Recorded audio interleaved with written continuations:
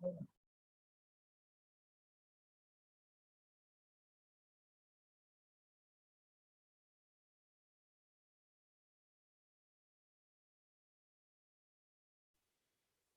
Good morning. Good morning sir. Good morning sir. Good morning. Good morning sir. Good morning बेटा, कल एक question कर रहे थे, क्वेश्चन नंबर 23 का एक लास्ट पोर्शन आपको होमवर्क के लिए दिया गया था। क्या आपने कर लिया है क्या?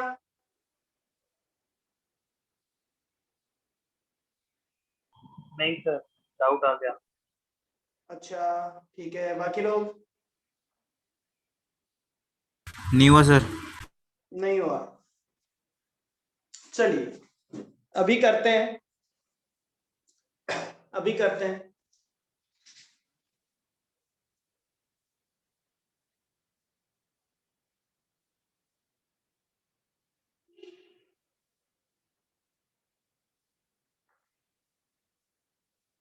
सर उस क्वेश्चन में पूछना था, वो जो अपन ने, मैंने जो ग्रुप में पूछा था कि 100 क्यों लिया, 400 क्यों नहीं लिया?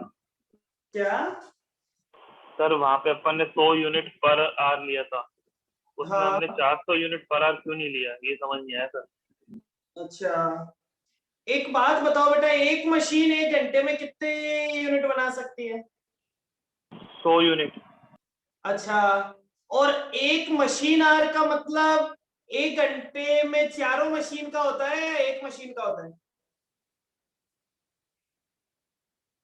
वन मशीन आवर का मतलब क्या होता है? एक मशीन का। बस तो फिर यही बात थी, हमने और क्या कहा था? आपके पास जो टोटल 10,000 आवर्स है वो एक मशीन के हैं या चारों मशीन के हैं? सर चारों मशीन के। चारों मशीन के, मतलब एक मशीन के कितने आवर्स हैं?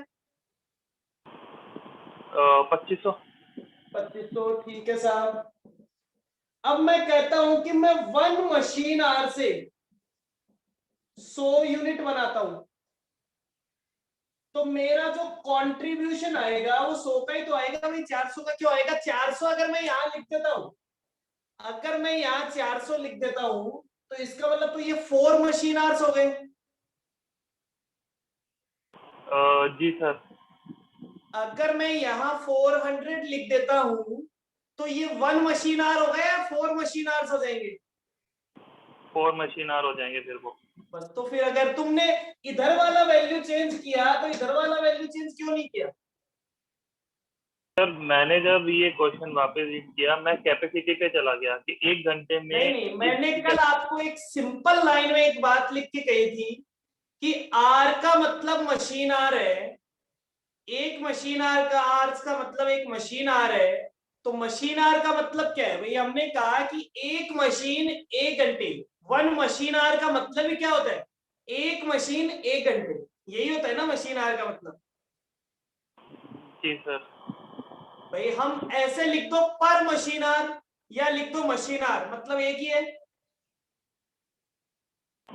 जी सर। या ऐसा लिख दो पर मशीन पर आर या मशीन आर, मतलब एक ही है ना। तो फिर एक बात बताओ, अगर तुम इधर 400 करोगे तो इधर भी तो 4 मशीन हो जाएंगी। हाँ सर, मैंने वही लिया, 4 मशीन पर आवर लिया। अब क्लियर है, कोई दिक्कत यस नहीं सर। है? नहीं सर। चलिए तो क्वेश्चन पॉइंट नंबर 4 देखते हैं बेटा। इसी क्वेश्चन का पॉइंट नंबर 4, 3 पॉइंट हमने कर लिए थे पहले, तीनों के बाद डी पॉइंट देखिए। क्वेश्चन नंबर 23 का डी पॉइंट क्या कहता है, ध्यान से सुन लेना, बहुत इंपॉर्टेंट है, ध्यान से सुन लेना। The management predicted that it would have 1600 hours of excess machine hour। चलिए साहब, अभी अभी आपने पॉइंट नंबर 3 किया था। पॉइंट नंबर 3 में आपने एक बार डिसाइड की थी कि मेरे पास कम से कम 1250 मशीन आवर्स होंगे या इससे ज्यादा आवर्स फ्री पड़े होंगे, एक्सेस में होंगे, तो उतना प्रोडक्शन मैं अपने यहां पे करूंगा। क्लियर है? पॉइंट नंबर 3 में यही डिसाइड किया था हमने। Yes sir. ठीक है, अब ये कह रहा है the management predicted that it would have 1600 hours of excess machine hour capacity available during the period। ये लो साहब, अब इस कंपनी के मैनेजमेंट ने क्या सोचा कि इस पीरियड में हमारे पास 1600 आवर्स है, वो क्या रहेंगे, फ्री रहेंगे। मतलब बॉटल का ऑर्डर इतना आएगा जितने ऑर्डर में कितने आवर्स लगने वाले हैं, 8400 आवर्स लगने वाले हैं। बस इतना ही ऑर्डर आएगा बॉटल का, उसके बाद हमारे पास 1600 आवर्स फ्री रह जाएंगे। तो क्या ये अपने यहां पे प्रोडक्शन करेंगे? लिख के जवाब देना है। क्या ये अपने यहां पे प्रोडक्शन करेंगे? अगर मेरे यहां 1600 आवर्स फ्री होते हैं तो क्या मैं 1600 में खुद टॉय का प्रोडक्शन करूंगा या नहीं करूंगा? बिल्कुल करेंगे। क्यों करेंगे? क्योंकि वो 1250 से ज्यादा है, और ज्यादा है मतलब मेरी फिक्स कॉस्ट निकल जाती है। ठीक है, मैं आगे पढ़ता हूं। क्वेश्चन कहता है consequently it accepted the toy order and subcontracted 36,000 unit to other plastic company. बेटा एक बात और बताइए, क्या 1600 से मेरा ऑर्डर पूरा हो जाएगा क्या? नहीं साहब, 1600 से तो मैं 64,000 यूनिट बना पाऊंगा, लेकिन मेरा ऑर्डर कितने का था? ऑर्डर था 1 लाख का। मतलब मुझे 36,000 यूनिट कहां से खरीदनी पड़ेगी? आउटसाइड से खरीदनी पड़ेगी। इसके लिए मुझे उसे क्या करना पड़ेगा? सब कॉन्ट्रैक्ट करना पड़ेगा। ये बात समझ में आ गई? आगे चलते हैं, मैं क्वेश्चन पढ़ता जा रहा हूं। देखो बेटा, यही तरीका होता है क्वेश्चन को पढ़ने का। आप क्वेश्चन को पढ़ते जा रहे हो, क्वेश्चन की डिटेल्स को समझते जा रहे हो। अभी तक हमने 2 ही लाइन पढ़ी है। आगे बोलता है इनफैक्ट, लेकिन एक्चुअल में, इनफैक्ट का मतलब लेकिन एक्चुअल में सिचुएशन क्या थी? एक्चुअल में सिचुएशन ये थी कि the demand for the bottles turn out to be 9 lakh units instead of 8,40,000 units. Instead of, the firm was able to produce only 8,40,000। अब बेटा उसने क्या कहा था कि बॉटल के लिए कितने आवर्स रखे थे? बॉटल के लिए रखे थे 8,400 आवर्स।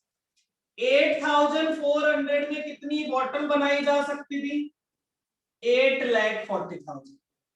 लेकिन जब एक्चुअल में चेक किया तो बॉटल का ऑर्डर कितना आया? बॉटल का ऑर्डर आया 9 लाख बॉटल का।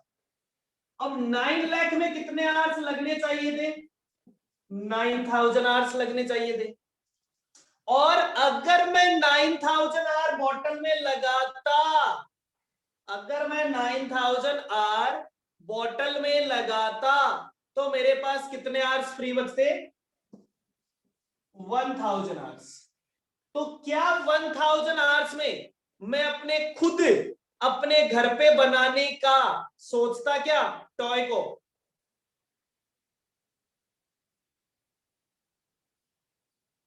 नहीं सोचता। पूरा का पूरा ऑर्डर क्या करता? मार्केट से खरीदता और दे देता। पूरा का पूरा ऑर्डर मार्केट से खरीदता और दे देता। क्लियर? समझ गए? चलिए, तो आगे क्या बोलता है? अब देखो आपसे पूछा क्या है, ये बोलता है what was the cost of prediction error failure to predict the demand correctly.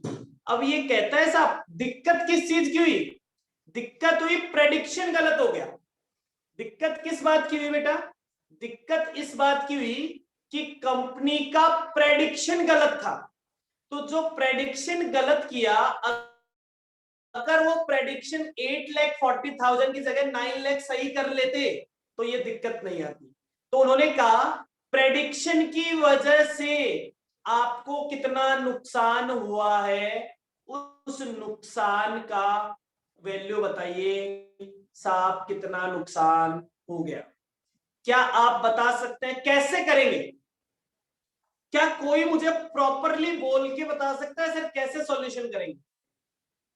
Sir इसमें ऐसे हो कोई- जाएगा कि एक तो है ना अपन आउटसोर्स कर रहे हैं और एक अपन खुद प्रोड्यूस करेंगे टॉय, तो सर उन दोनों का डिफरेंस हो जाएगा ना। नहीं सर, कंट्रीब्यूशन ठीक लॉस है। से ले जाएंगे ना गेम को, पूरा कंट्रीब्यूशन लॉस से निकल जाएगा। ठीक है ठीक है, मैं किसी दूसरे की बात को नहीं कहने की जरूरत नहीं है, आप केवल अपना बता दो सर मैं क्या करूं। Contribution loss. कंट्रीब्यूशन लॉस, ठीक है। नीवी कह रही है सर एक ऑप्शन तो ये हो जाएगा कि हम खुद बनाते हैं, एक ऑप्शन ये हो जाता है बाहर से खरीदते हैं। ओके, और कोई? हाँ जी, बाकी कोई लोग?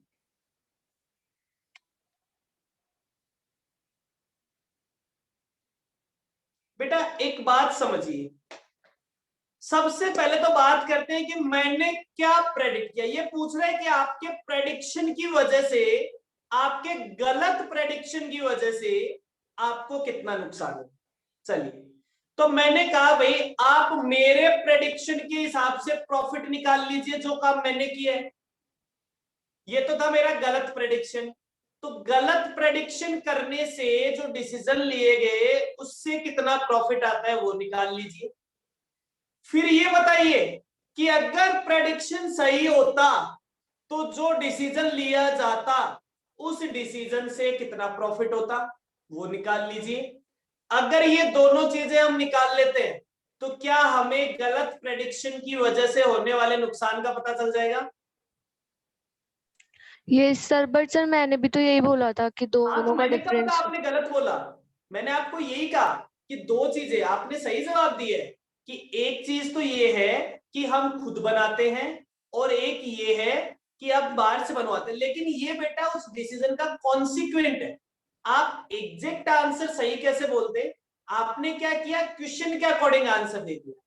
ठीक है, बात आपकी सही है। मैं क्या कहना चाहता हूं कि आप आंसर ऐसा दें कि हो सकता था कि आप वाले आंसर में डिफरेंस आए। मैंने तो आपको वो जवाब दिया जो हर जगह फिट होने वाला है कि मैं क्या कॉन्सेप्ट लगाऊंगा। मैं ऐसा कॉन्सेप्ट लगाऊंगा कि साहब मैंने जो गलती की है उस गलती के हिसाब से कितना प्रॉफिट आता है वो देख लीजिए, गलती नहीं करते तो कितना प्रॉफिट आता है वो देख लीजिए। जो डिफरेंस आएगा वो मेरे प्रेडिक्शन एरर की कॉस्ट आ जाएगा। चलिए साहब फोर्थ का सॉल्यूशन करते हैं कि फोर्थ के सॉल्यूशन कैसे करेंगे।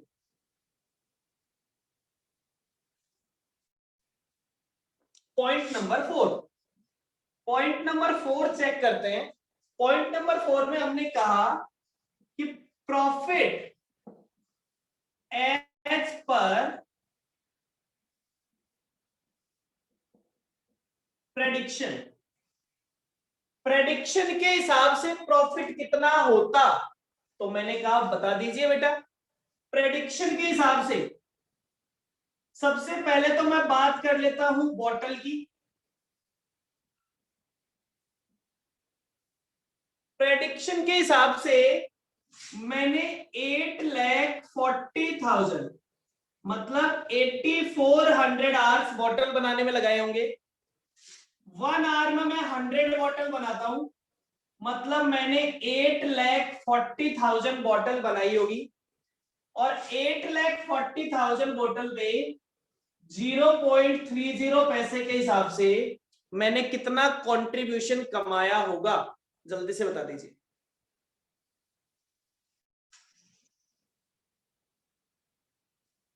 $2,52,000। 2,32,000। 52। 2,52,000। फिर मैंने कहा साहब मैं आ जाता हूं टॉय डिवीजन में। टॉय डिवीजन में क्या हुआ होगा? टॉय डिवीजन में मैंने 1,600 आवर्स में 40 टॉय के हिसाब से 64,000 टॉय मैंने बनाए होंगे। और इन टॉय पे मैंने ₹3 के हिसाब से बेचा होगा, जबकि मेरी कॉस्ट आई होगी 2.40, मतलब 64,000 मल्टीप्लाइड बाय 0.6, 64,000 मल्टीप्लाइड बाय 0.60, 38,400। 38,400। फिर मैं कहता हूं बेटा, मैंने 36,000 टॉय मार्केट से खरीदे होंगे, उनको भी ₹3 में बेचा होगा, लेकिन वो मुझे मिले होंगे 2.80 में। तो इस 36,000 पे मैंने 20 पैसे के हिसाब से 7,200 रुपीज का कंट्रीब्यूशन कमाया होगा। ये मेरा आ गया साहब टोटल कंट्रीब्यूशन। कितना? 297,600। ठीक है, जी सर। चलिए माइनस कर देते हैं total fix cost. Fix cost कितनी आएगी मेरी? फिक्स कॉस्ट कितनी आएगी?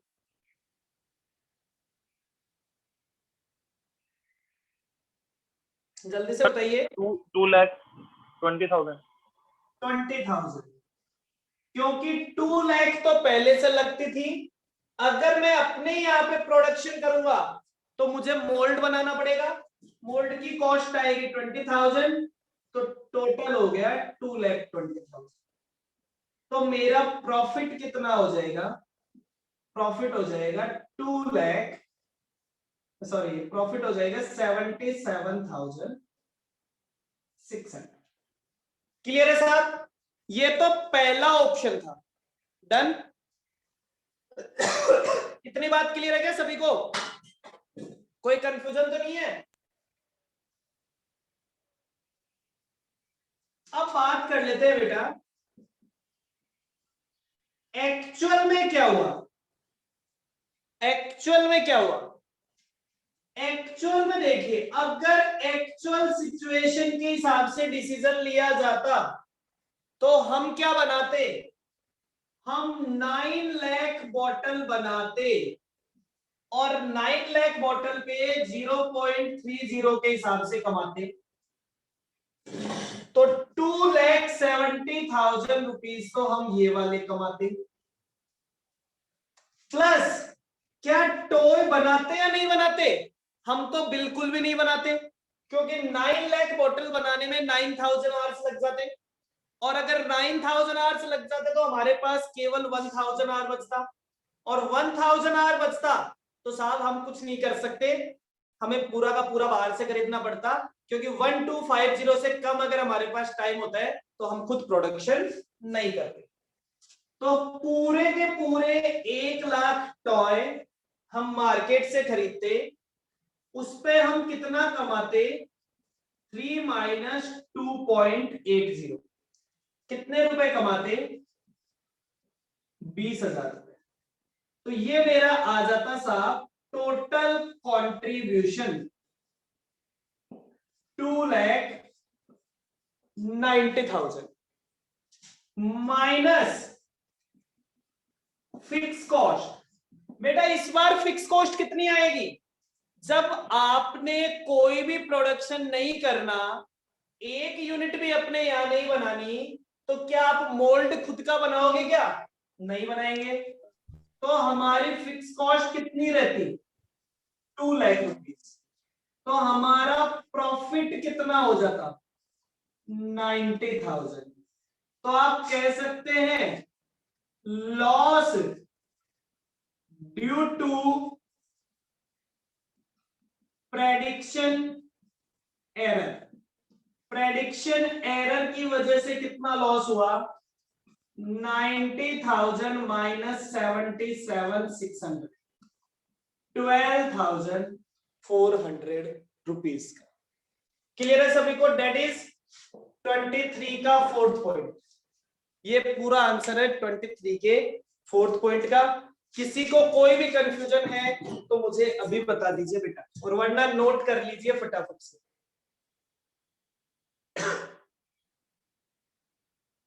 सभी को क्लियर है 23 का 4th point? Yes sir.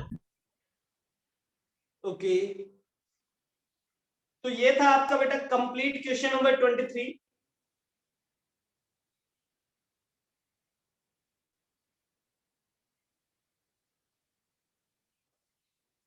Note कर लिया? जैसे ही नोट कर ले बता दे okay sir.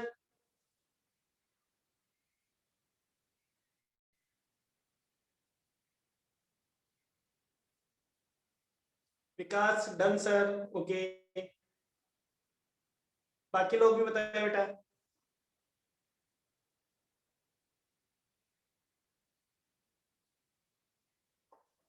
Saif Ali done, okay.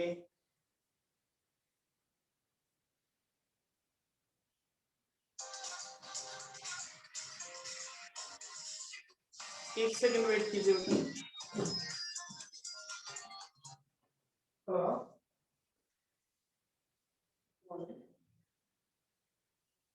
हाँ हाँ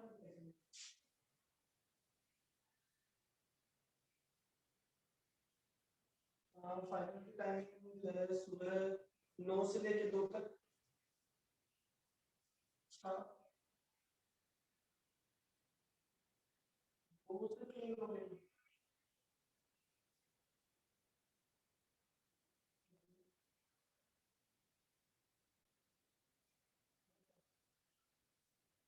हाँ हाँ, ठीक है ठीक है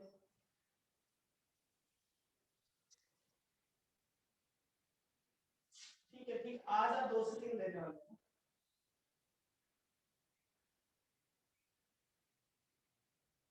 ठीक है ठीक है मैम, मेरी क्लास चल रही है आज, तो मैं 11 से 12 मेल दे देता हूँ आपके टाइम पे, और वो देख लीजिए।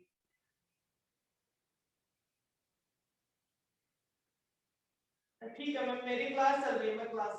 हाँ तो आप जैसा भी आपको लेना होगा वैसा आप बता देना। अभी तो मैं आपके जरिए क्लास कर रहा हूँ।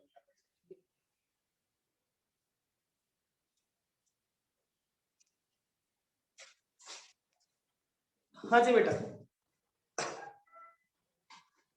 चलिए क्वेश्चन नंबर 22 पढ़िए फटाफट से। Question number 22, question number 22 number question आपको क्या कह रहा है?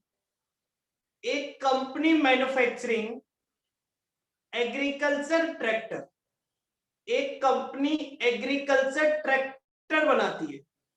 ठीक है साहब, बहुत अच्छी बात है, ट्रैक्टर बनाती है। फिर ये बोलता है साहब कि कैपेसिटी टू प्रोड्यूस, उसकी कैपेसिटी कितनी है? उसकी कैपेसिटी है 6000 ट्रैक्टर बनाने की annually. The capital employed in the project as on the date is ₹20 crore. Company की कैपिटल एम्प्लॉयड कितनी है? कंपनी की कैपिटल एम्प्लॉयड आज के दिन जितनी उसकी लगी हुई है, वो लगी हुई है सब 20 करोड़, 20 करोड़ रुपए कंपनी के उस बिजनेस में लगे हुए हैं। With increasing cost of production and reducing margin, बोले कॉस्ट ऑफ प्रोडक्शन बढ़ती जा रही है और मार्जिन कम होते जा रहे हैं उसकी वजह से, तो कंपनी का मार्जिन ऑफ सेफ्टी भी बहुत कम होता जा रहा है, क्योंकि सेल उतनी है, कॉस्ट बढ़ रही है तो ब्रेक इवन बढ़ रहा है, ब्रेक इवन बढ़ रहा है तो मार्जिन ऑफ सेफ्टी कम हो रहा है। ठीक है साहब, ये भी समझ में आ गया। The return on capital employed fell from 10% in the previous year to 6% in the current year. अब ये कह रहा है साहब कि रिटर्न ऑन कैपिटल एम्प्लॉयड जो पिछले साल 10% थी, इस साल कम होके कितनी हो गई? 6% हो गई इन द करंट ईयर। ठीक है, दैट इज करंट ईयर का प्रॉफिट कितना हो गया? 1.20 करोड़। 20 करोड़ का 6%, 20 करोड़ का 6% मतलब 1.2 crore. The company wants to maintain the original cut-off rate of 12%। अब कंपनी क्या करना चाहती है? कंपनी चाहती है भाई साहब कंपनी की कट ऑफ रेट, कंपनी की कट ऑफ रेट का मतलब return on cost of capital employed. Company की कॉस्ट ऑफ कैपिटल एम्प्लॉयड कितनी है? 12%। वो कमा कितना रही है? 6%। मतलब वो चाहती है, वो मेंटेन करना चाहती है 12%। क्लियर है सभी को ये बात? And various possibility have been examined for this purpose. और इस पर्पज के लिए बहुत सारी पॉसिबिलिटीज जो जो हो सकता था वो उन्होंने क्या किया है? एग्जामाइन की है। ठीक है sir. The company is at present manufacturing and marketing 6000 tractors annually. Company ने एट प्रेजेंट मैन्युफैक्चर किए हैं और मार्केट किए हैं 6000 tractors annually. Though there is a imbalance in the plant, the company has the following major production department with percentage capacity utilization for the present production. जो company 6000 unit बना रही है तो बेटा उसके प्लांट के सारे डिपार्टमेंट है उनमें थोड़ा इम्बैलेंस है। देखिए ध्यान से समझते हैं। कंपनी में ट्रैक्टर बनाने में 4 प्रोडक्शन डिपार्टमेंट काम आते हैं। कौन कौन से प्रोडक्शन डिपार्टमेंट काम आते हैं? ध्यान से सुनिए। पहला डिपार्टमेंट है मशीन शॉप। और बेटा 6000 ट्रक बनाने से मशीन शॉप की कितनी कैपेसिटी यूटिलाइज हो रही है? मशीन शॉप की 75% कैपेसिटी यूटिलाइज हो रही है। मतलब मशीन शॉप में 25% की कैपेसिटी खाली पड़ी रहती है, किसी काम नहीं आती है। क्लियर? एग्री है इस बात से? अभी तक के क्वेश्चन में किसी को कोई भी दिक्कत है क्या पढ़ने में? No sir. नहीं है। असेंबली शॉप, असेंबली शॉप अपने फुल कैपेसिटी पे काम कर रहा है 100% पे। मतलब असेंबली शॉप में कोई खाली कैपेसिटी नहीं है। फिर बोल रहा है third, heat treatment. Heat treatment shop भी अपनी 75% कैपेसिटी पे काम करता है। मतलब उसकी 20% कैपेसिटी खाली पड़ी है। इंडक्शन हार्डनिंग 50% पे ही काम कर रहा है। मतलब उसकी 50% कैपेसिटी खाली पड़ी है और किसी काम नहीं आ रही। चलिए साहब, the company operates a single shift of 8 hours per day on an average for 300 days in a year. Company 8 hours daily काम करती है, एक ही शिफ्ट चलती है कंपनी में, और 300 days होते हैं पूरे साल में। मतलब हर डिपार्टमेंट की टोटल साल की कैपेसिटी कितनी है? कितने आवर्स है? हर डिपार्टमेंट की पूरे साल की कैपेसिटी कितने आवर्स है इंडिविजुअली? 2400 आवर्स। ठीक है sir. For technical reasons the plant will have to operate on single shift basis only. कुछ टेक्निकल रीजन ऐसे हैं कि प्लांट को सिंगल शिफ्ट में ही काम में लिया जा सकता है, डबल शिफ्ट या ट्रिपल शिफ्ट में काम में नहीं लिया जा सकता। अब कंपनी के पास 2 स्ट्रेटेजी है। The two alternative which have emerged after a detailed study। जब पूरे सिस्टम को, पूरी प्रॉब्लम को समझा गया तो 2 ऑल्टरनेटिव निकल गया। Alternative 1, to hire out the surplus capacity in the production departments या production shops। जो भी सरप्लस कैपेसिटी है उस सरप्लस कैपेसिटी को किराए पे दे दो। The following income and expenditure projection are drawn out। ये लो साहब। अब कैसे क्या होगा किराए पे दोगे तो बोले अगर मशीन शॉप का आप 1 hour किराए पे देते हो तो किराया कितना मिलता है? 10,000 रुपए। और आपकी इंक्रीमेंटल कॉस्ट कितनी आएगी? 2000 रुपीज। मतलब मशीन आर के 1000 से आपके पास 8000 रुपीज का इंक्रीमेंटल कंट्रीब्यूशन आ जाएगा। असेंबली में तो दे ही नहीं सकते क्योंकि आपके पास खाली है ही नहीं। हीट ट्रीटमेंट में किराया मिलेगा 7,500, कॉस्ट आएगी 1,500। इंडक्शन हार्डनिंग में किराया मिलेगा 5,000 और कॉस्ट आएगी 1,000। चलिए साहब, point number B, second alternative क्या है? To increase the installed capacity. अब ये कहता है पहले तो बेटा अपनी इंस्टॉल्ड कैपेसिटी को 6,000 से बढ़ा के 8,000 कर लो, बढ़िया बात है। अब 8,000 करने के लिए कौन से डिपार्टमेंट में एक्स्ट्रा कैपेसिटी की मशीनें लगानी पड़ेगी? मशीन शॉप में, मशीन में नहीं, असेंबली में। असेंबली में। क्योंकि असेंबली अपने 100% पे काम कर रहे हैं, तो अगर और प्रोडक्शन बढ़ाना है तो बेटा असेंबली में नई मशीनें लगानी पड़ेगी, ठीक है। और किसी में भी लगानी पड़ेगी तो चेक कर लेंगे, लेकिन असेंबली में तो लगानी पड़ेगी ही पड़ेगी। The incremental revenue from the additional sales. अब उसकी वजह से जो सेल बढ़ेगी, उस सेल से हर ट्रैक्टर पे कितने रुपए का फायदा होगा? 5,000 रुपए का। मतलब जो 6,000 से 8,000 हो गए ट्रैक्टर्स, उन ट्रैक्टर्स पे हमें 5,000 रुपए का फायदा हो जाएगा। The cost of additional finance will be 12%, being the cost of existing capital employed.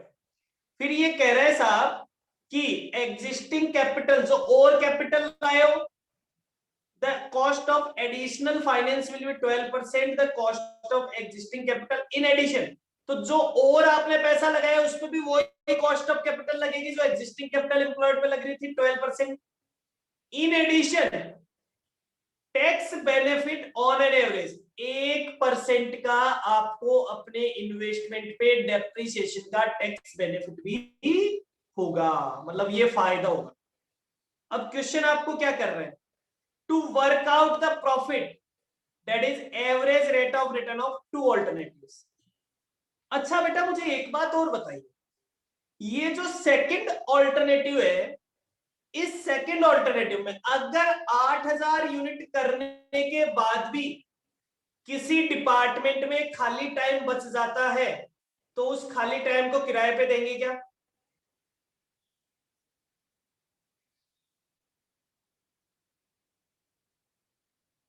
दे सकते हैं सर।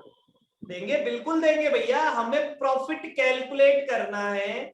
जब हमें ऑप्शन दिया हुआ है कि भाई आपका इतने रुपए में किराया लग सकता है, तो हमारे पास हमारा ऑप्टिमम, जब भी हमसे पूछा जाए कि साहब हमें कॉस्ट ऑफ, क्योंकि उसने कहा आपको कॉस्ट ऑफ कैपिटल को कवर करना ही करना है, तो हमने कहा अगर बढ़ाने के बाद भी खाली कैपेसिटी रहेगी तो उस कैपेसिटी को हम किराए पे दे देंगे। Done, clear? चलिए साहब क्वेश्चन करना स्टार्ट करते हैं। समझ में आ गया सभी को पूरा क्वेश्चन?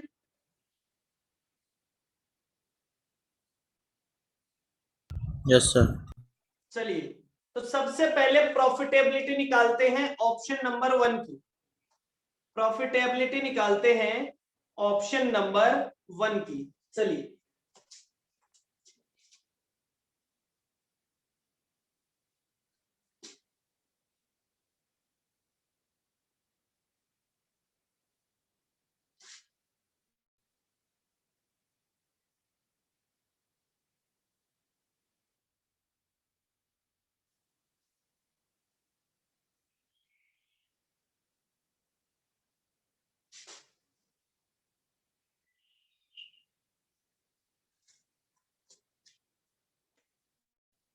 चलिए क्वेश्चन नंबर 22 ऑप्शन नंबर 1। अब बेटा ऑप्शन नंबर 1 में क्या हो रहा है ध्यान से सुनिए। सबसे पहले तो मैं बात करता हूं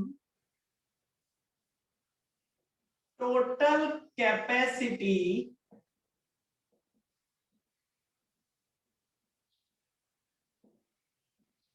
पर डिपार्टमेंट।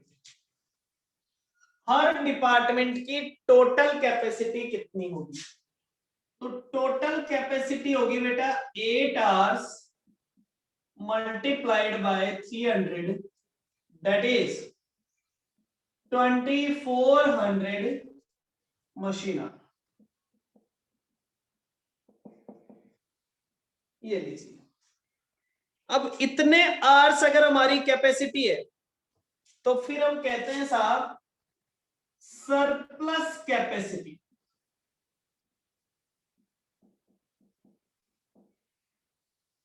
हर डिपार्टमेंट में सरप्लस कैपेसिटी कितनी है?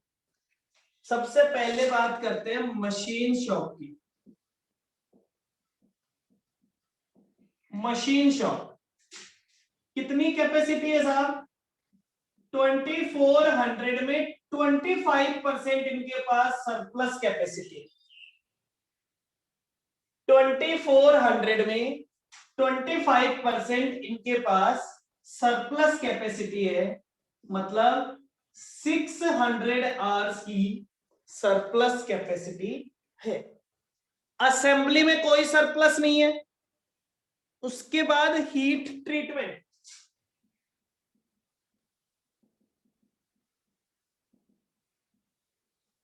हीट ट्रीटमेंट में भी 2400 का 25% मतलब 600 आवर्स।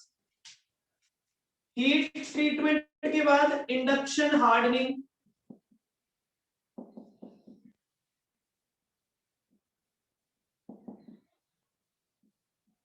$2400 का 50%,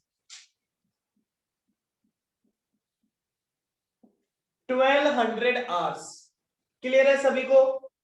इतने में कोई दिक्कत नहीं है। अब निकाल लेते हैं बेटा प्रॉफिटेबिलिटी।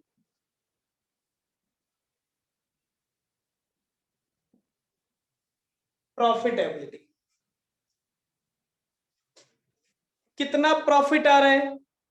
इन्होंने कहा प्रेजेंट प्रॉफिट कितना आ रहा है, ध्यान से देखिए। सबसे पहले तो प्रॉफिट फ्रॉम ट्रैक्टर, ट्रैक्टर से कितना प्रॉफिट आ रहा है?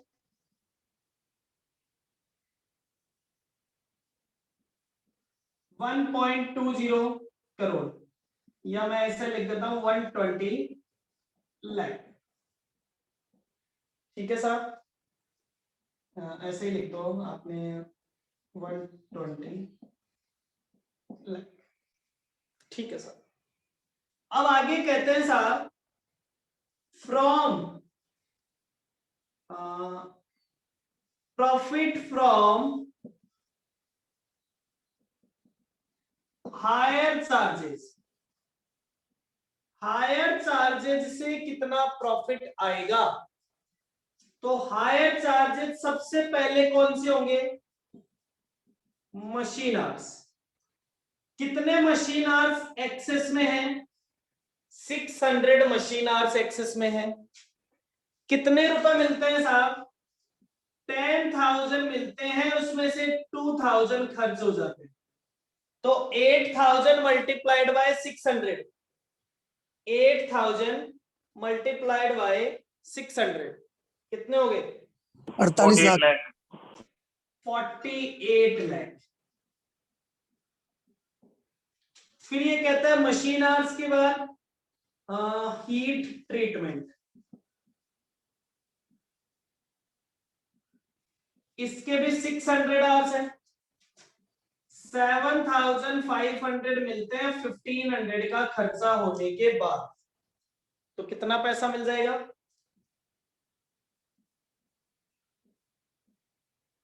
36 लाख। हीट ट्रीटमेंट के बाद इंडक्शन हार्डनिंग, इसके 1200 आवर्स, 5,000 माइनस 1,000, तो ये भी हो गए 4,800 लाख। तो ये हो जाएगा टोटल प्रॉफिट। कितना हो जाएगा टोटल प्रॉफिट? 132। 132 नहीं तो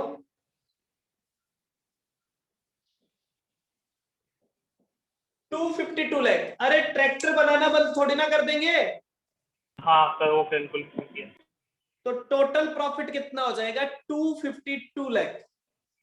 और अगर टोटल प्रॉफिट हो जाता है 252 लाख, तो मुझे एक बार रिटर्न ऑन इन्वेस्टमेंट चेक करके बता दो कितना आता है। तो बोले 252 लाख डिवाइडेड बाय, हाँ मैं इस 252 लाख को 2.52 करोड़ लिख दूं, divided by 20 crore multiplied by 100, 12.6. 12.6. 12.60%। Practically देखें तो क्या मेरी रिक्वायरमेंट पूरी हो गई क्या? मैं चाहता था मैं कम से कम 12% तो कमाऊं ही कमाऊं। अगर मैं इस ऑप्शन को एडॉप्ट कर लेता हूं, इस बची हुई कैपेसिटी को किराए पे दे देता हूं, तो मेरी रिक्वायरमेंट पूरी हो रही है, हो रही है। Yes sir. चलिए ये तो हो गया ऑप्शन नंबर 1। हमने ऑप्शन नंबर 1 की प्रॉफिटेबिलिटी निकाली। अब हम निकालते हैं ऑप्शन नंबर 2 की प्रॉफिटेबिलिटी। क्लियर?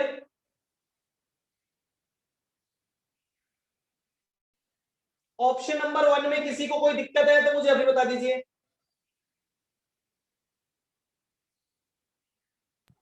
No sir. किसी को कोई दिक्कत नहीं है? हटा दूं?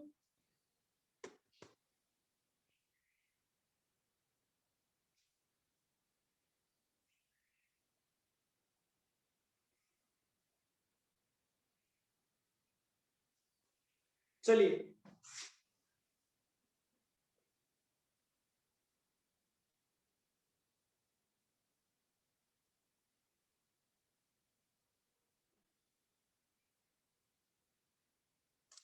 Option number 2।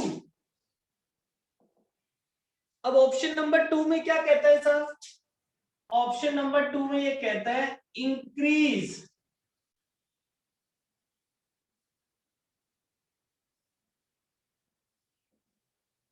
प्रोडक्शन कैपेसिटी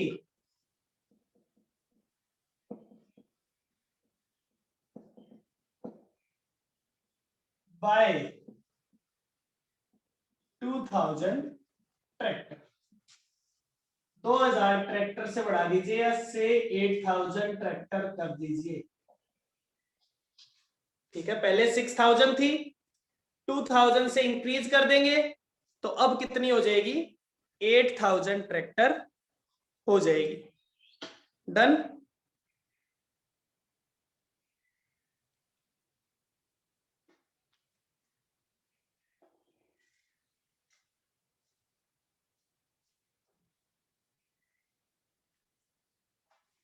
चलिए सर, तो सबसे पहले तो बात करते हैं बेटा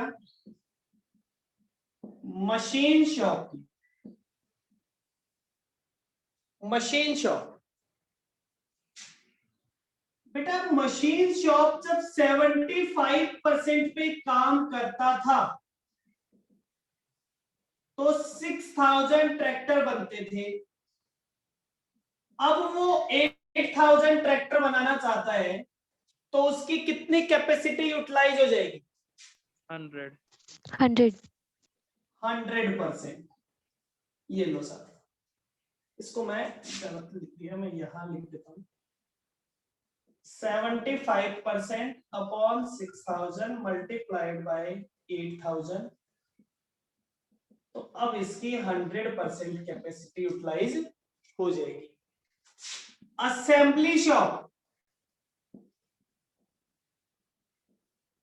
पहले भी 100% थी, हमने कितनी इंक्रीज की होगी जिससे वो 8000 तक पहुंच जाए? तो असेंबली शॉप ऑलरेडी 100 पे है।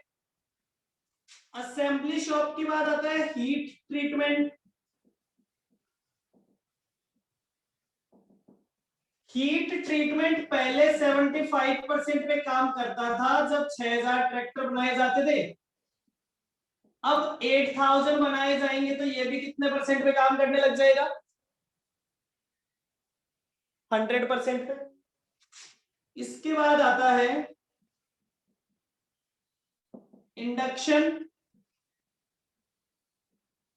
हार्डनिंग। इंडक्शन हार्डनिंग करता है साहब, पहले वो 50% पे काम करता था, जब 6000 ट्रैक्टर बनाए जाते थे, अब वहां पे 8000 बनाए जाते हैं, तो वो कितने परसेंट पे काम करेगा? 66.67. 66.667% पे काम करेगा। मतलब surplus capacity in induction hardening, induction hardening में एक सरप्लस कैपेसिटी रहेगी। कितनी रहेगी? 2400 multiplied by 33.33%, that is 600 RC. समझ गए बेटा? मशीन शॉप की 100% यूटिलाइज हो जाएगी, असेंबली की पहले से यूटिलाइज हो रही है, हीट ट्रीटमेंट की भी यूटिलाइज हो जाएगी, लेकिन प्रोडक्शन बढ़ाने के बाद भी इंडक्शन हार्डनिंग की केवल 66.66% कैपेसिटी फ्री रहेगी। तो इसका मतलब यूटिलाइज होगी तो 33% उसकी बाद में भी फ्री रह जाएगी। तो कितना हो गया? 800 आवर्स आएगा। सॉरी 800, हाँ 800 आवर्स। ओके सर, क्लियर है? इतना करने के बाद हम प्रॉफिट निकाल लेते हैं। चलिए, तो हमने कहा साहब प्रॉफिट फ्रॉम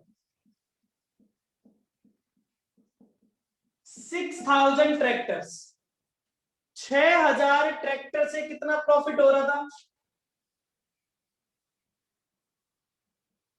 120 लाख। ये तो पहले से डिसाइडेड है, उसमें तो कोई चेंज होना ही नहीं है, इसमें कोई दिक्कत नहीं है ना। फिर ये कह रहे हैं साहब कि जो हमारे पास नए ट्रैक्टर थे उनसे incremental profit from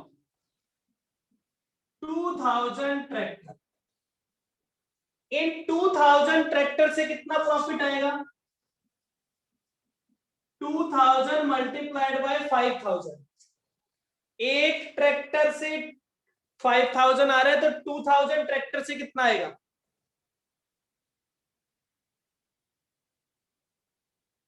1 crore. 1 crore मतलब 100 लाख। ठीक है, प्लस हायर चार्जेस, जो हमारे पास इंडक्शन हार्डनिंग में खाली कैपेसिटी पड़ी है उसको किराए पे दे देते हैं। किराए पे देने से क्या होगा? हमारे पास 800 आवर्स खाली पड़े हैं, 5000 माइनस 1000, 4000, तो कितने रुपए आ गए? 32 लाख। 32 लाख। कुछ और भी हुआ था, उसने कहा था कि आपको 1% का अपने एडिशनल इन्वेस्टमेंट पे टैक्स बेनिफिट भी मिलेगा। तो plus tax benefit, tax benefit कितना मिलेगा बेटा? 2 करोड़ रुपए का 1% कितना होता है? 2 लाख। 2 लाख रुपीस। तो टोटल प्रॉफिट कितना होने वाला है? 254 lakh.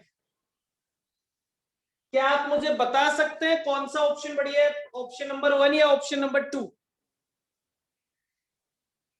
Sir 2। Option option 2. Number 2 बढ़िया है। ओके, और कोई?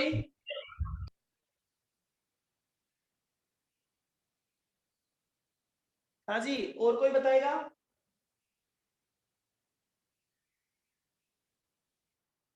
ऑप्शन सब नंबर 1 बेटर है, ऑप्शन नंबर 2? सर 1 बेटर है क्योंकि 2 में तो 2 हाँ। करोड़ का इन्वेस्टमेंट भी लग रहा है। समझिए, यस सर, चलिए इन्वेस्टमेंट। इसके लिए निकाल लेते हैं रिटर्न ऑन कैपिटल एम्प्लॉयड, पता चल जाएगा।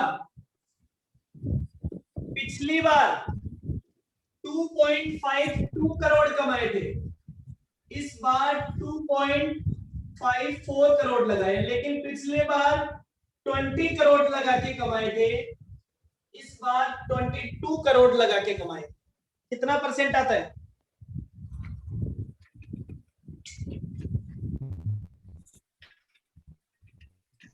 तो 11.54 11.54%। एक बात बताइए बेटा, 12% में पैसा लाएंगे लोगों से ब्याज पे मांग के, हमने कितने परसेंट में पैसा लिया होगा? 12% में, क्योंकि इन्होंने बोला है कि फाइनेंस कॉस्ट कितनी आती है? 12%। और उस पैसे को बिजनेस में लगा के आप 11.54% कमाते हैं। तो आप कमा रहे हैं या आपको नुकसान हो रहा है? लॉस हो रहा है। Sir loss. लॉस हो रहा है भाई। 100 रुपए किसी से उधार लाते हैं हो रहा है सर। तो उसको 12 रुपए का इंटरेस्ट देना पड़ता है, और उस 100 रुपए से हमने कमाया कितना है? 11.54। तो बेटा ये तो नुकसान ही है। लेकिन अगर पहले वाले ऑप्शन में देखें तो पहले वाले ऑप्शन में रिटर्न ऑन कैपिटल एम्प्लॉयड कितना था? 12.60%। तो 12.60% मतलब 12% से ज्यादा मिल रहा है, और 12% से ज्यादा मिल रहा है मतलब अपन को नुकसान नहीं हो रहा, फायदा ही हो रहा है। तो option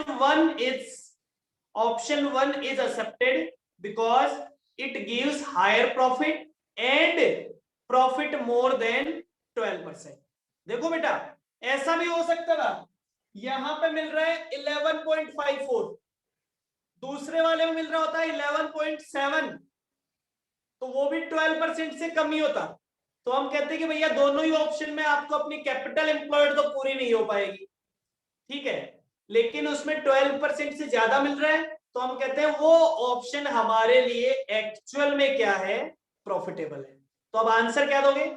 option 1 is selected because it gives higher profit, that is 12.6%, that is more than cost of capital employed.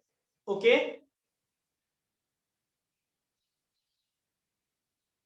हाँ जी, सभी को क्लियर है पूरा आंसर?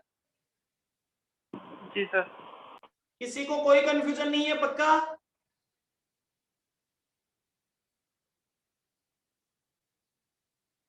No sir. ओके, चलिए एक क्वेश्चन और कर ले क्या? Yes sir. चलो बेटा एक क्वेश्चन और करते हैं, फटाफट से पढ़िए क्वेश्चन नंबर 21।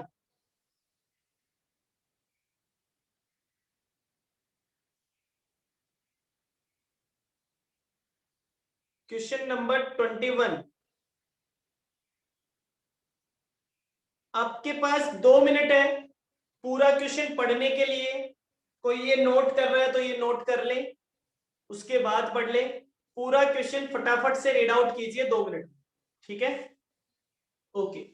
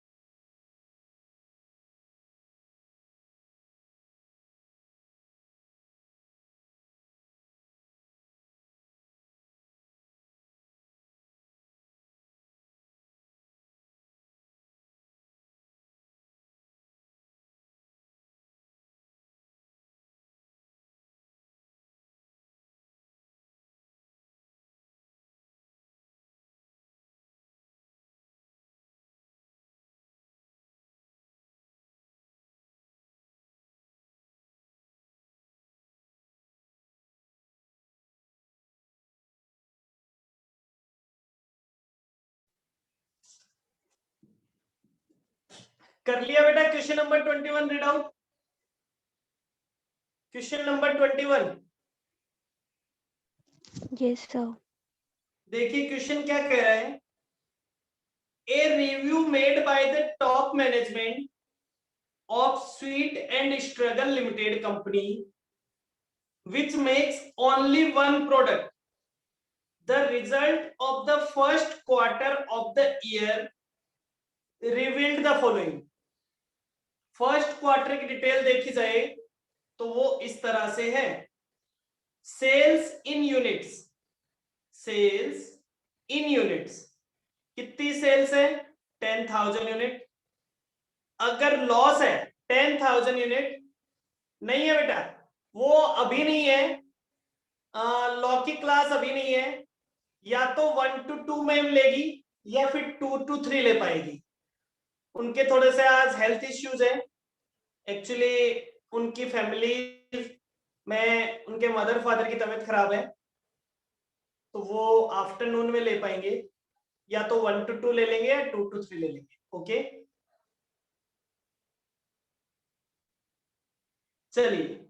सर आपकी तुषार से बात हुई थी क्या? मेरी नहीं हुई बेटा। सर फोन नहीं उठा रहा, 3 दिन हो गए फोन कर रहा, फोन उठाई। चलो मैं कर लूंगा बात। चलिए, a review made by the top management of sweet and struggle limited which makes only one product of the result of the first quarter of the year revealed the following. Sales in units 10,000 unit, loss कितने का है? 10,000 का। Fix cost for the year rupees 1,20,000। ठीक है, पूरे साल की 1,20,000 है, तो एक क्वार्टर की कितनी होगी? 30,000। वेरिएबल कॉस्ट पर यूनिट कितनी है? 8 रुपए। अब देखो क्या क्या कहा गया है, ध्यान से सुनना मेरे साथ, क्या क्या कहा गया है। देखो ये क्या कह रहे हैं। सबसे पहले the finance minister, sorry finance manager who feels perturbed suggest that the company should at least break even in the second quarter with a drive for increased sale.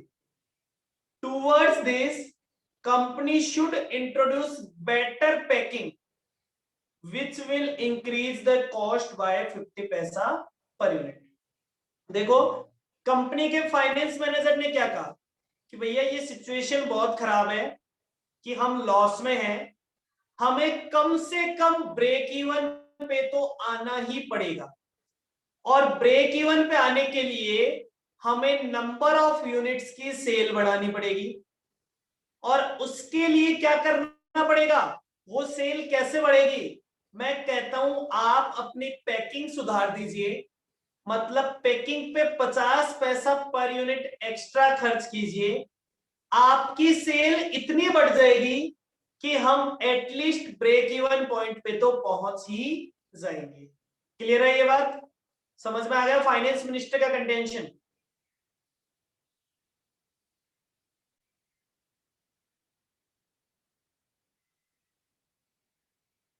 हाँ जी, यस।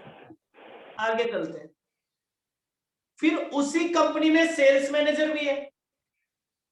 सेल्स मैनेजर क्या कहता है? Sales manager has an alternative proposal for the second quarter. अब sales manager क्या कहता है?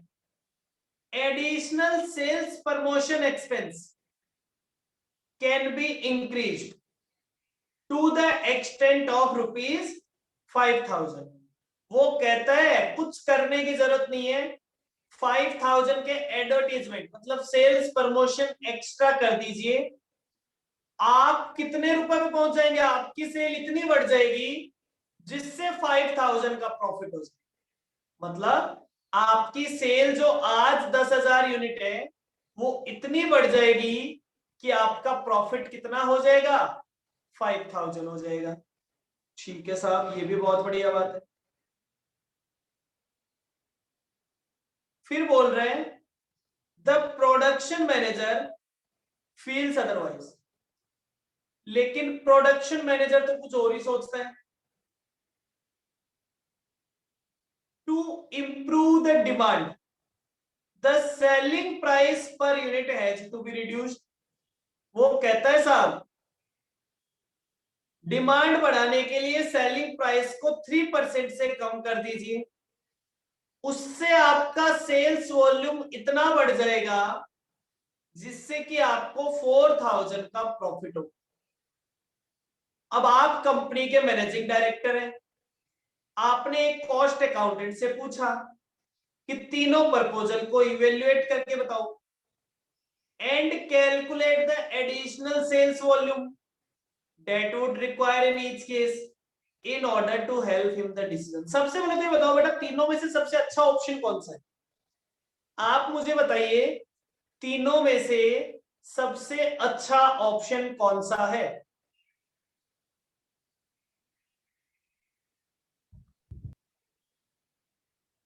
हाँ वही तो अंशु, निकालना है। बता दीजिए। अंशु 10,000 रुपए का फायदा भी तो हो रहा है, जो लॉस था वो भी तो कवर हो रहा है। सर फर्स्ट वाला फाइनेंस मैनेजर वाला। फाइनेंस मैनेजर वाला, ठीक है। क्यों भाई? सर उसमें एक तो प्रॉफिट है ना, आ रहा है अपना 5000 का। प्रॉफिट कहाँ आ रहा है? नो प्रॉफिट नो लॉस आ रहा है। फाइनेंस मैनेजर तो करे ब्रेक इवन पॉइंट पे पहुंच जाएंगे। सर एक बार सेकंड वाला पॉइंट फिर से बताओ ना, 5000 वाला। देखो सेकंड वाला आदमी ये कहता है कि अगर मेरी बात मानोगे, मेरी बात मानने का मतलब अगर आप एडवर्टीजमेंट में 5000 खर्च करोगे ना तो आपका प्रॉफिट 5000 हो जाएगा। तो इसमें सेट ऑफ कहां से हुआ? 10,000 के लॉस पे हैं आज अपन। आज की सिचुएशन देखे तो 10,000 के लॉस पे। वो कह रहा है मेरी बात मान लो, 5,000 रुपए का एडवर्टीजमेंट एक्स्ट्रा कर दो, आपको 5,000 का प्रॉफिट वाली सिचुएशन में पहुंच जाओगे।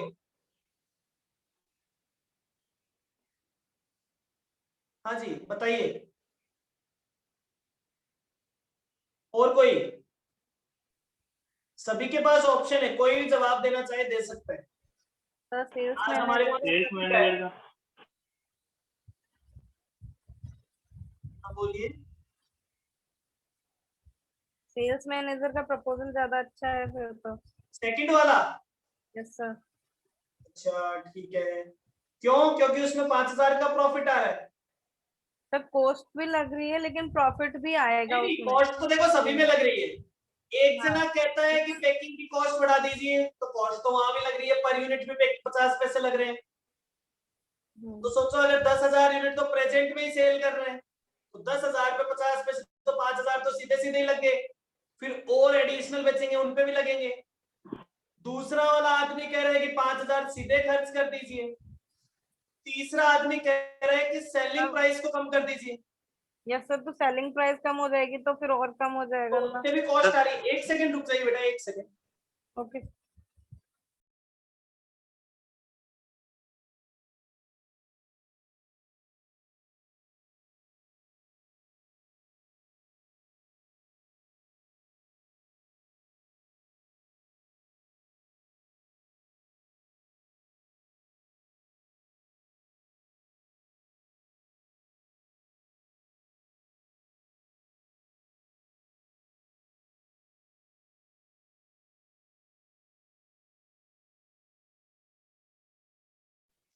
तो बेटा देखिए कॉस्ट तो तीनों ही ऑप्शन में लग रही है।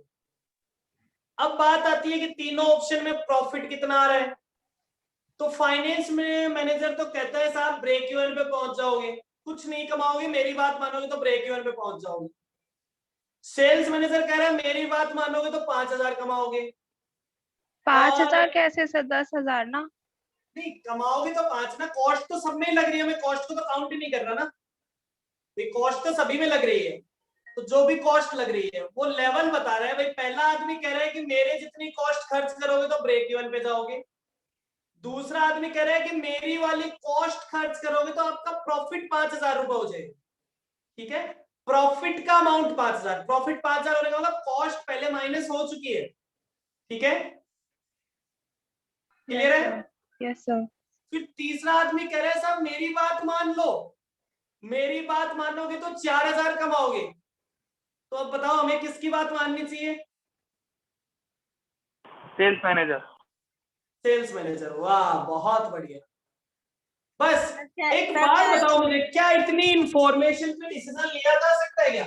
सर कैलकुलेट नहीं करेंगे ना, फिर पता नहीं चलेगा लिया हमें जा प्रॉफिट। सकता। ना कैलकुलेशन तो हाँ, क्या कैलकुलेट करूं वही तो समझ में नहीं आ रहा। सर तीनों के प्रपोजल में तो देख लेंगे किसका सबसे बेस्ट आएगा। तो तीनों का प्रपोजल बता दिया, तीनों का आंसर वही आएगा सेम। जो फाइनेंस मैनेजर है वो बहुत समझदार है, उसने सारी कैलकुलेशन करके कहा होगा साहब ब्रेक इवन।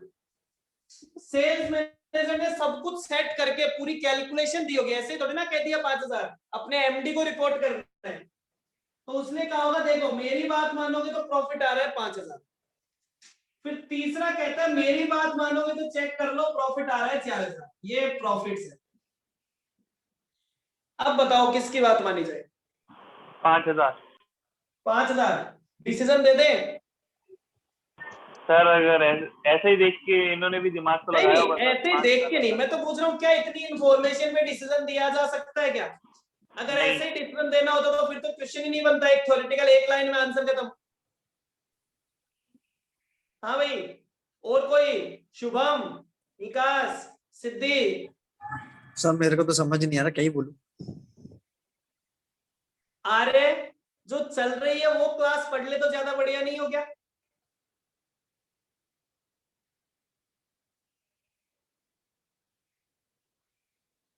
अच्छा एक बात बताओ बेटा, इन तीनों की बातों में एक साइलेंट एलिमेंट है क्या?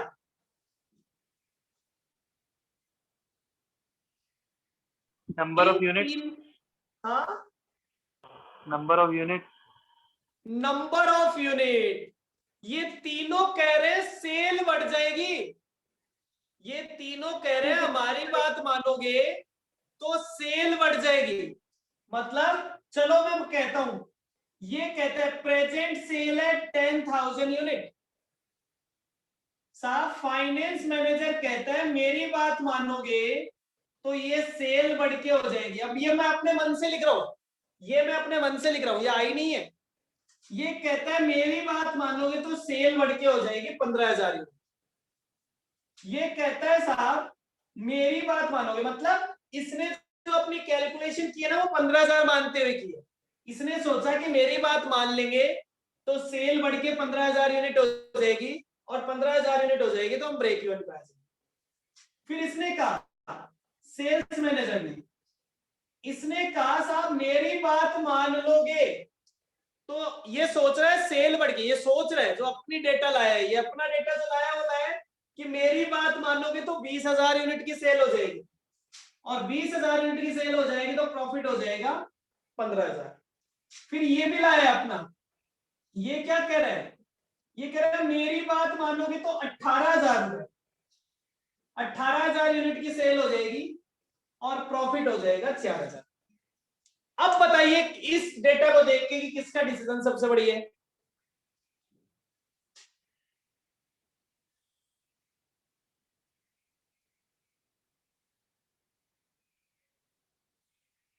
कोई बता सकता है? सेल्स मैनेजर ही। सेल्स मैनेजर सबसे बढ़िया, लेकिन बेटा सेल्स मैनेजर का डिसीजन मानने में एक और इश्यू है। प्रेजेंट में आपकी सेल 10,000 है और आपको उसे बढ़ा के कहां तक लेके जाना पड़ेगा? 20,000 तक, तब जाके 5,000 कमाओगे। मैं तो कहता हूं यार जब प्रॉब्लम में है तो 20,000 वाला रिस्क क्यों ले? 15,000 तक बढ़ जाते हैं, नो प्रॉफिट नो लॉस में आ जाते हैं, कम से कम नुकसान तो नहीं होगा। इस स्ट्रेटेजी को फॉलो कर लेते हैं। अगर मैं सेफ साइड पे चलने वाला आदमी हूं तो मैं कहता हूं यार 20,000 पता नहीं होगी या नहीं होगी, वो कह तो रहा है हो जाएगी, लेकिन नहीं हुई तो क्या होगा? अपन तो 15,000 वाला फॉलो कर लेते हैं और 10,000 अपन नो प्रॉफिट नो लॉस पे आ जाएंगे, कम से कम 10,000 का जो नुकसान हो रहा है वही नहीं होगा। मेरा आंसर सब्जेक्टिव है लेकिन परफेक्ट है। एक ऐसा ही मॉडरेट आदमी है, वो क्या कहेगा? चलो इन दोनों के बीच में चले जाते हैं, 20 नहीं हुए तो 18 तो हो ही जाएंगे, तो इस आदमी की बात मान लेते हैं, 5 नहीं तो 4,000 ही कमा लेंगे। अब ये तो अलग अलग लोगों का अलग अलग आंसर हो गया भाई साहब, और तीनों के ही आंसर अपने आप में सही है।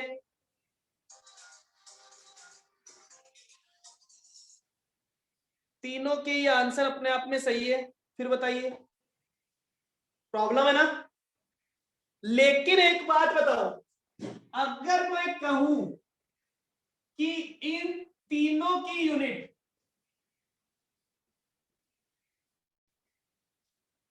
फाइनेंस मैनेजर जो प्रपोजल बना के लाए वो भी कह रहे हैं कि मेरी बात मानोगे तो यूनिट 20,000 सेल होएगी। सेल्स मैनेजर जो प्रपोजल बना के लाया है वो कहता है मेरी बात मानोगे तो भी 20,000 यूनिट सेल होएगी। प्रोडक्शन मैनेजर जो प्रपोजल बना के लाए हैं वो कहता है मेरी बात मानोगे तो भी 20,000 यूनिट सेल होएगी। तो फिर कंपनी का मैनेजिंग डायरेक्टर कहेगा कि जब सेल को बढ़ा के 10,000 से 20,000 ही करना है तीनों ऑप्शन में, तो फिर हम कौन से वाले ऑप्शन के साथ जाएंगे? Sales manager. सेल्स मैनेजर के साथ, बिल्कुल। तो ये क्वेश्चन है। देखो सर, अब हमें कैसे पता चलेगा? प्रॉब्लम क्या थी आपके सामने? सर ये तो हमारे दिमाग में ही नहीं आएगा कि हम सोचें। तो बेटा देखो, सबसे पहले तो उसने एक हर जगह हिंट दिया है कि आपकी सेल इतनी इंक्रीज हो जाएगी। तीनों ऑप्शन में उसने कहा है कि सेल्स इंक्रीज हो जाएगी, सेल्स इंक्रीज हो जाएगी, सेल्स इंक्रीज हो जाएगी। फिर भी आपके नहीं समझ में आता है तो लास्ट लाइन पढ़िए रिक्वायर्ड वाली। उसने खुद कहा था कि calculate the additional sales volume. आपको ये देखना है कि कितनी एक्स्ट्रा सेल करनी पड़ेगी, उससे आपका आंसर आएगा। ठीक है, करें क्या आंसर? Yes sir. ठीक है, चलिए स्टार्ट करते हैं। एक मिनट। आज का क्लास, आज पहले की क्लास नहीं है।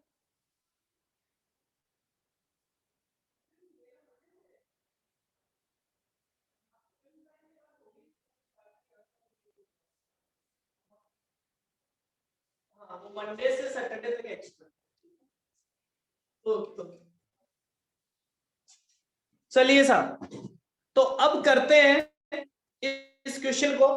तीनों ऑप्शन को रखना है, बट आपको यही देखना है कि तीनों की यूनिट्स कितनी कितनी आती है। बेटा क्वेश्चन को इतना अच्छे से फ्रेम किया गया है कि तीनों की यूनिट सेम आएगी, वरना तो सब्जेक्टिव आंसर दे देते सभी लोग। हम क्या आंसर देते? अगर वो रिस्क लेने वाला है तो बीच वाले के साथ जाएगा, सेफ साइड पे चलने वाला है तो इसके साथ जाएगा, मॉडरेट है तो इसके साथ। ठीक है। अरे अभी हम बात कर रहे हैं एससीएम की क्लास की। आज ही तो क्वेश्चन करने का मौका मिला है, क्यों ना कर ले। ठीक है, कभी कभी तो इतने सारे एससीएम में क्वेश्चन करने का मौका मिलता है, मैं ढूंढता हूं कि एससीएम की एक क्लास में 2-3 क्वेश्चन हो जाए। ठीक है, चलिए एक क्वेश्चन में खत्म हो जाती है। स्टार्ट कीजिए क्वेश्चन नंबर 21।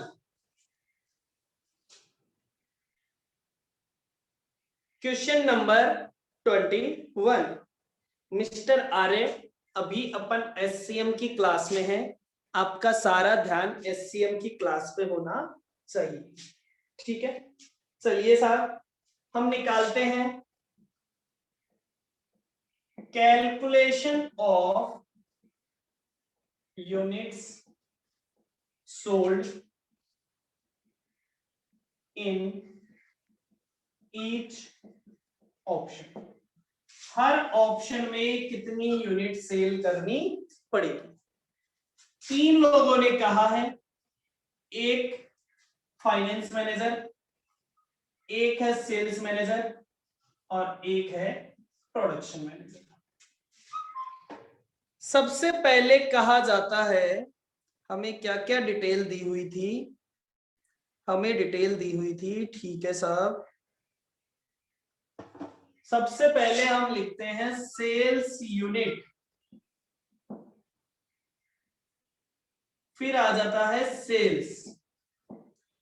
सेल्स में से माइनस कर देते हैं वेरिएबल कॉस्ट, तो हमारे पास आ जाता है बेटा कंट्रीब्यूशन।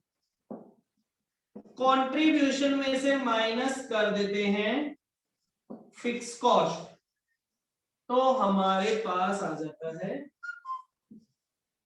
प्रॉफिट। क्लियर है क्या ये बात? जी सर। yes sir. ठीक है, मैं वर्किंग नोट में एक प्रेजेंट स्टेटमेंट बना देता हूं, present profit statement. Present profit का स्टेटमेंट क्या था? सेम ऐसा ही बनेगा। प्रेजेंट सिचुएशन, प्रेजेंट सिचुएशन में क्या था साहब? सेल्स यूनिट पता नहीं, बता रखी थी क्या? हाँ बता रखी थी, 10,000। बता रखी थी 10,000। ठीक है साहब, ठीक। फिर आ गया सेल्स माइनस वेरिएबल कॉस्ट, तो ये मेरे पास आ गया साहब कंट्रीब्यूशन माइनस फिक्स कॉस्ट, ये मेरे पास आ गया प्रॉफिट। प्रॉफिट था माइनस का 10,000, लॉस था ना साहब? Yes sir. तो फिक्स कॉस्ट कितनी थी? 30,000। 30,000। इसका मतलब कंट्रीब्यूशन कितना आया था? 20,000। 20,000 का कंट्रीब्यूशन आया था, 30,000 की फिक्स कॉस्ट थी, इसलिए मेरा लॉस आया था 10,000। ओके। वेरिएबल कॉस्ट 10,000 यूनिट की 8 रुपए के हिसाब से वेरिएबल कॉस्ट थी 80,000। यही बता रखा है। अगर वेरिएबल कॉस्ट 80,000 रुपए थी, कंट्रीब्यूशन 20,000 रुपए था, तो प्रेजेंट सेल्स कितनी थी? प्रेजेंट सेल्स कितनी थी? 1 lakh. Selling price per unit कितना था? 10। 1 lakh divided by 10,000 unit is equals to ₹10 per unit. ये लीजिए, डन। क्लियर? आगे क्या बोलता है क्वेश्चन? कहता है साहब अब यहां पे आ जाइए, फाइनेंस मिनिस्टर कहता है आपका प्रॉफिट होगा no profit no loss. Clear? Sales manager कहता है साहब आपका प्रॉफिट होगा 5,000। प्रोडक्शन मैनेजर कहता है आपका प्रॉफिट होगा 4,000। क्या इस बात में कोई दिक्कत है? फाइनेंस मिनिस्टर के प्रपोजल में फिक्स कॉस्ट कितनी होगी? क्या फाइनेंस मिनिस्टर ने फिक्स कॉस्ट में कोई चेंज करने के लिए कहा है क्या? No sir. तो कितनी हो जाएगी? 30,000। 30,000। सेल्स मैनेजर के यहाँ पे कोई चेंज हो रहा है क्या? उसने कहा था जितनी पहले थी वो तो थी, एक आपको 5,000। 5,000 रुपए का एडवर्टीजमेंट और करना पड़ेगा। मतलब फिक्स कॉस्ट कितनी हो जाएगी? 35,000। कोई दिक्कत नहीं है 35 में? No sir. ठीक है। प्रोडक्शन मैनेजर ने कहा था सेलिंग प्राइस को कम करना है, मतलब उसने भी फिक्स कॉस्ट को बढ़ाने के लिए कुछ नहीं कहा, तो उसके हिसाब से भी फिक्स कॉस्ट कितनी आनी चाहिए? 30,000। अब मुझे एक बात बताओ, फाइनेंस मिनिस्टर के हिसाब से कंट्रीब्यूशन कितना आना चाहिए? 30,000। 30,000। 30,000।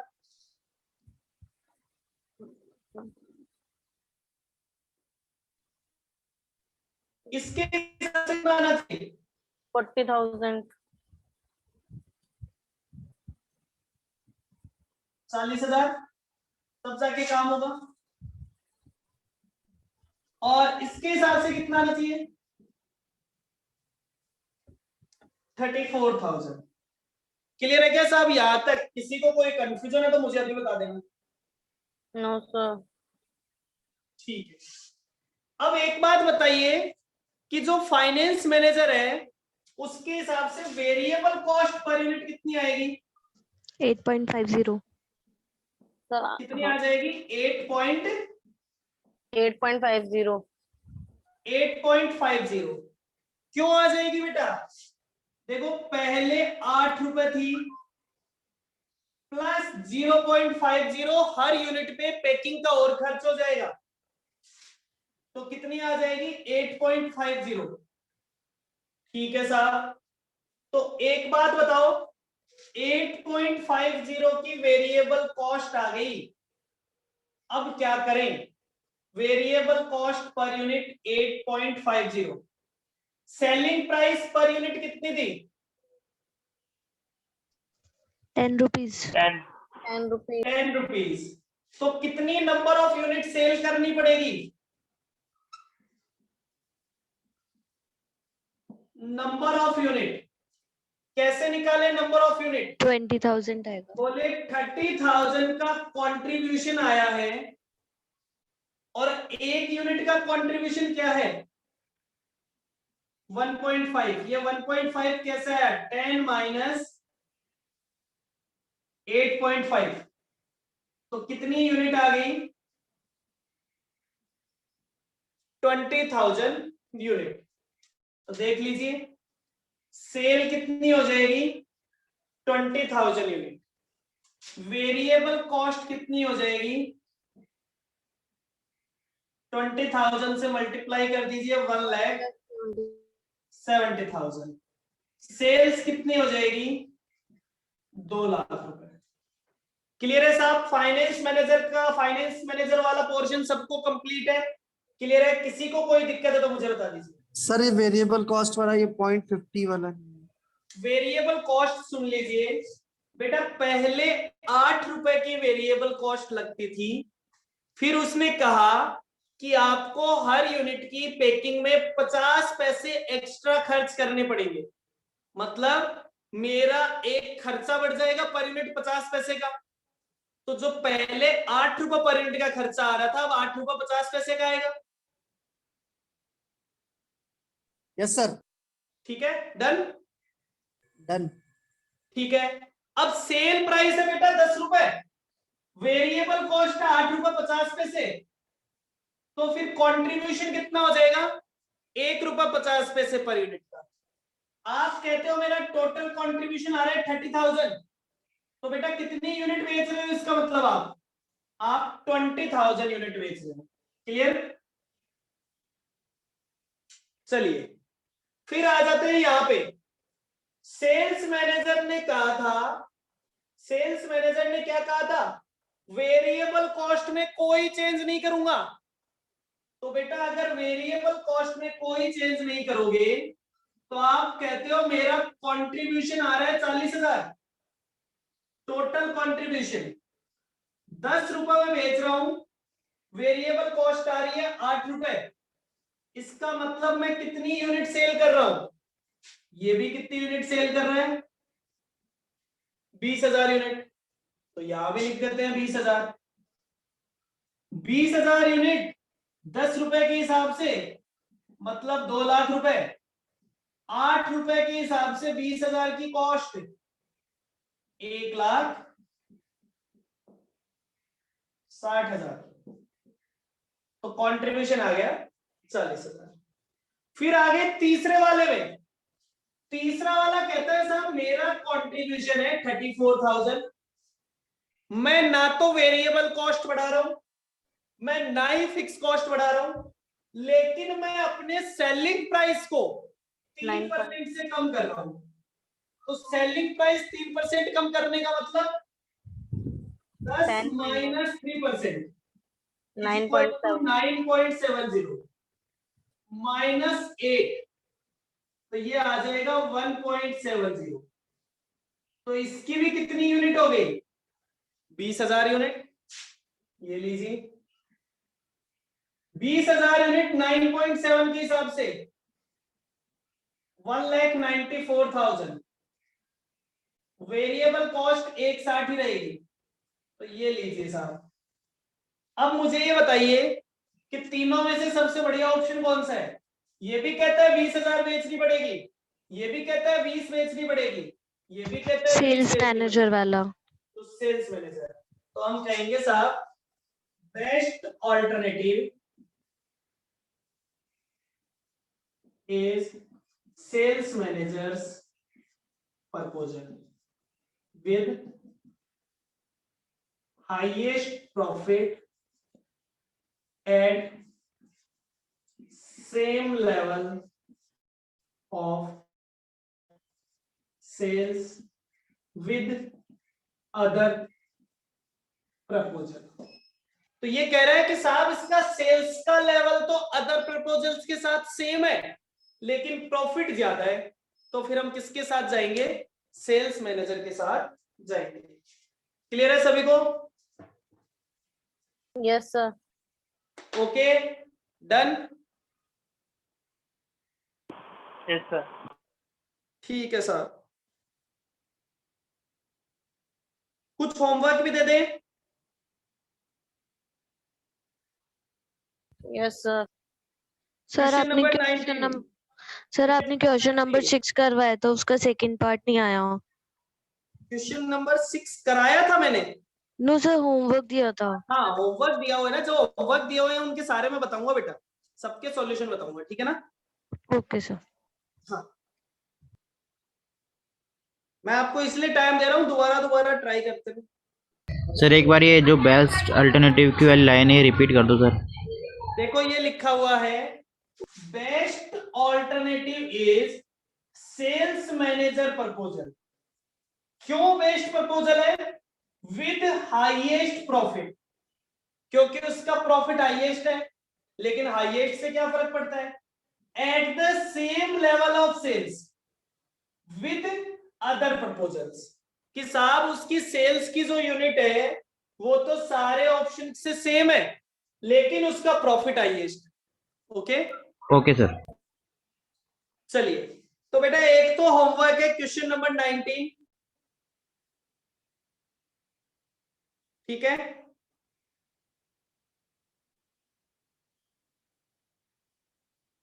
और एक आपका होमवर्क है क्वेश्चन नंबर 18, पहले से दिया हुआ है क्या होमवर्क में? नहीं सर। तो एक 19 और एक 18 दो क्वेश्चन आपके होमवर्क में है, ठीक है? Okay sir. अच्छा, कल क्लास ले सकते हैं क्या? Yes sir. ठीक है, अगर होगी तो बता दूंगा, अगर ले पाए तो बता दूंगा, ठीक है? संडे। अच्छा, समृद्धि कह रही है नहीं सर मत लेना। ओके, और कोई? यस सर, मत लेना। क्यों, क्या सर, करोगे कोशिश- भाई? बाहर जाना स्ट्रिक्टली मना है।